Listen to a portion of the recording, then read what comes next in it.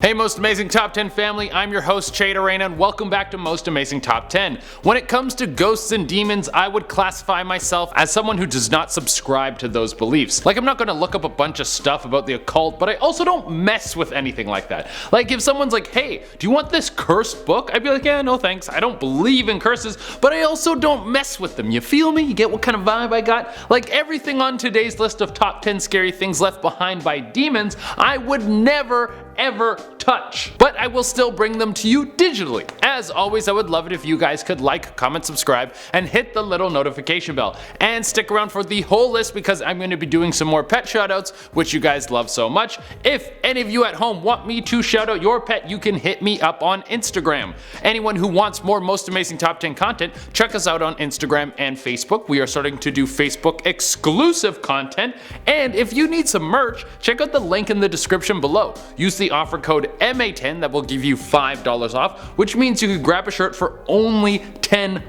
That's a sweet deal. And without taking any longer, let's get into this list. At number 10, we have the CODEX GIGAS. Said to be one of the most demonic items on the planet, the CODEX GIGAS is also called the Devil's Bible. It's unknown where the book came from and what it contains. There are sections of the book that are written in an unknown language, and there are entire pages depicting demonic figures that could be the devil. The legend behind this book is that there was a monk who was sentenced to death by his own monastery. He decided to make a bargain with them. He offered to write them a book. This was going to be a glorious work that would encapsulate the entire history of the monastery. Every last detail in one novel. The monastery agreed, but only if he could complete the book in a single night. They didn't even give this guy 24 hours. That's pretty harsh. While working tirelessly on this piece, the monk broke. He knew that the task was impossible, so he requested outside help. Spiritual help. Not from his Lord and Savior, but from the Prince of Darkness. He prayed to the devil who appeared before him and aided him to finish this scripture.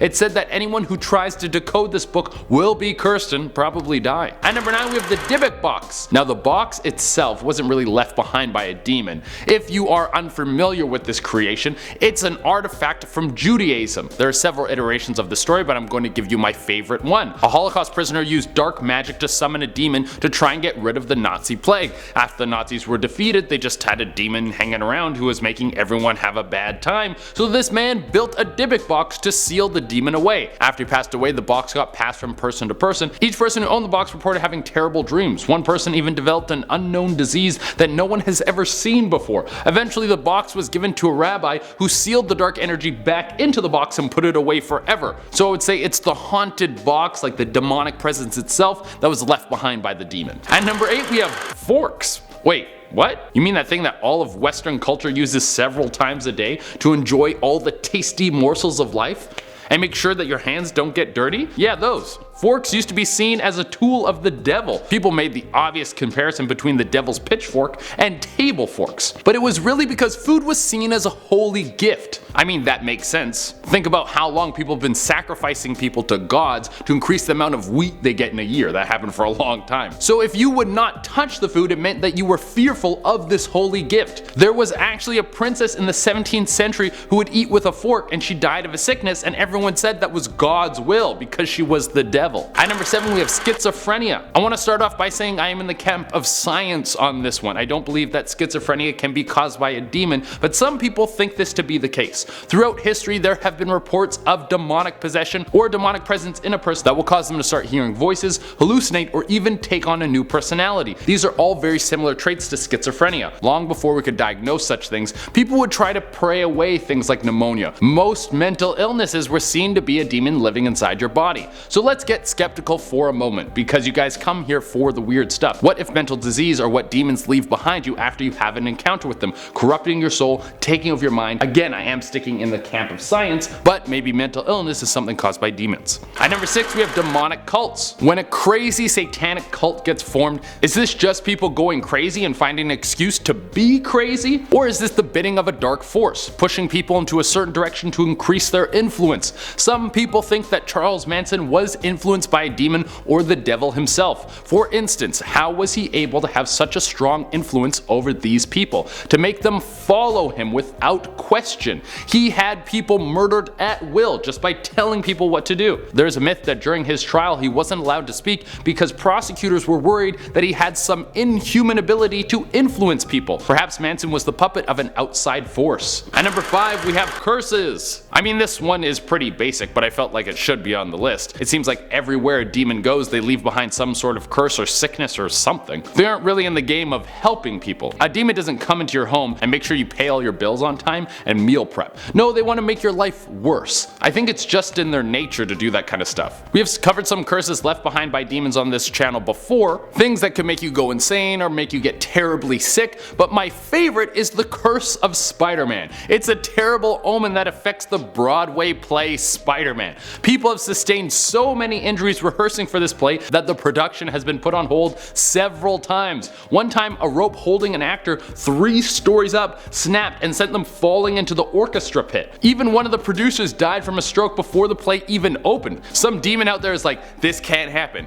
Even though I'm a demon, a play about Spider-Man is too horrible to go on. At number 4 we have curse words. It only makes sense that we follow curses with curse words. Apparently a lot of horrible things that we spew out of our mouths every day come from demons. Specifically the demon GIGAS. If someone summoned him, he would give them a great gift. He would offer you the knowledge of every language in the world. A very useful skill. You could work for the UN and find out if anyone was talking trash about you. But here's the catch, he's a demon. Of course there's a catch. He would only teach you all the curse words of each language. Not the best way to build friendships all over the globe. Something cool about this guy is he would appear in front of you as an old dude riding a crocodile. I would totally get tricked by this. Some old man on a croc rides up to you and he's like, hey, you want to swear in every language? I'd be like, yes dude, what's your Instagram? At number 3 we have familiars. There won't always be a big bad devil who torments you. He might send one of his lackeys, and even they might send one of their lower tier creeps to torment you. Who am I, chopped liver over here? I can't get some top tier tormenting? Familiars can be creations or beasts that come from a more powerful demon and left behind to ruin your life. Some people will experience these things through nightmares, or they could be the creature that you see in the corner of your room while you have sleep paralysis. At number 2 we have fears. Ooh, boo, you're scared. From what I understand about possession is that strong-willed people are much harder to take control of. So how do you break someone's will? Well, you have to make them watch the same Disney movie over and over again, and that's why I think kids are secretly demons trying to ruin our lives. Of course I'm just kidding, but why do kids like watching the same movie on repeat, like back to back? Like dude, there's so many movies out there. A demon might leave some fears in your soul, slowly breaking you down.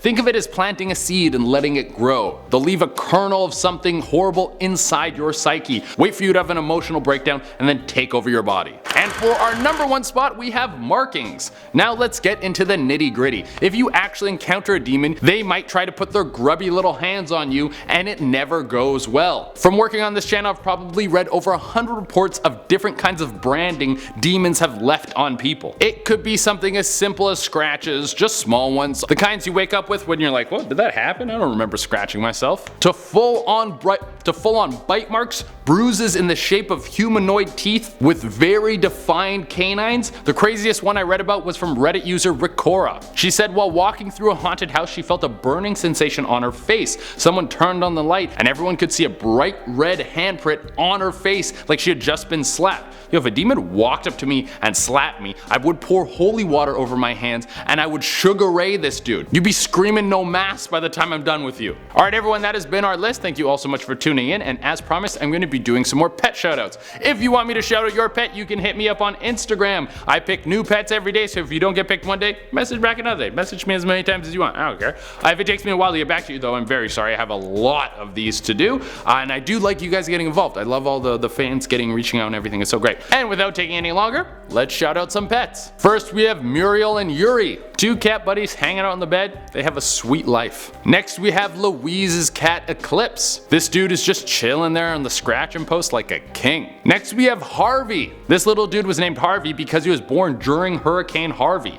That's a very intense way to come into existence. Indica sent in a picture of Ivy and Espina. 2 big ol' cuddle buddies having a snooze in a car ride. Vonnie wanted a shout out for Roxy and Max. 2 more cuddle buddies, that's a lot of doggos snuggling in one video. And finally we have Kiwi and Capri. 2 very photogenic birdos, these guys are great to look at. Alright everyone, that is our list. Thank you all so much for tuning in. As always, I would love it if you could like, comment, subscribe, and hit the little notification bell. Until next time, I have been CHIZOPHRENIA, and I need to find that old dude on the crocodile so we can hang out.